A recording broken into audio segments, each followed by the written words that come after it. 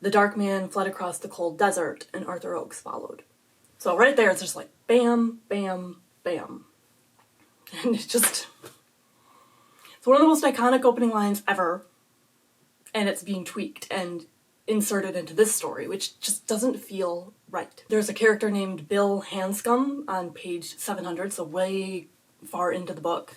Just like a throwaway character. And that's obviously Bill Denbrough and Ben Hanscom combined into Bill Hanscom from It. And then the part that annoyed me, I had been drinking and I was like, I'm gonna read a few chapters of this book.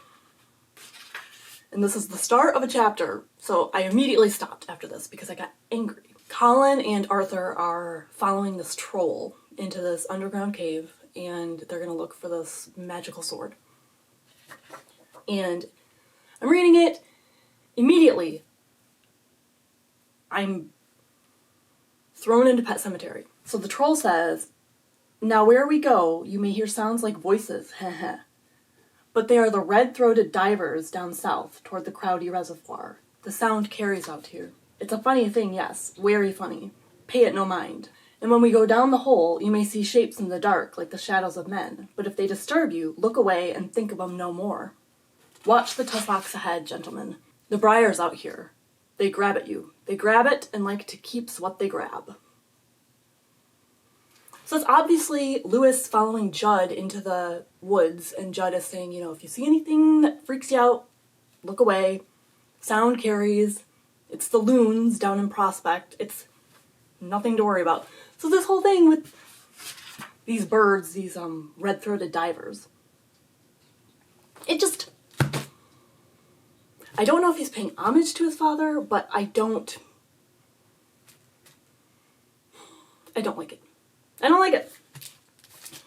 The dragon, wish there had been more dragon. He appears for his yearly sacrifice, but there's actually very little dragon in this book. And at the end,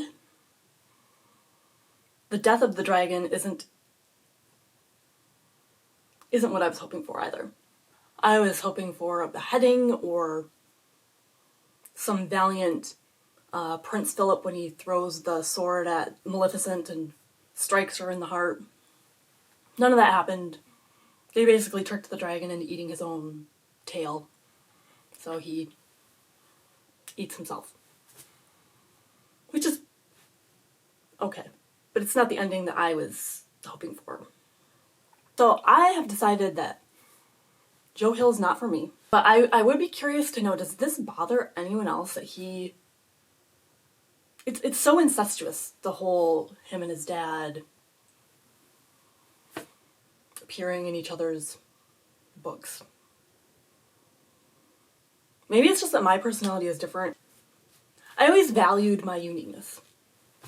So maybe it's more of that's a thing that's foreign to my personality and I can't get into it. And like I said, I don't want to compare him to his father, but he keeps making me compare him to his father because he keeps throwing his father's words or references at me out of nowhere.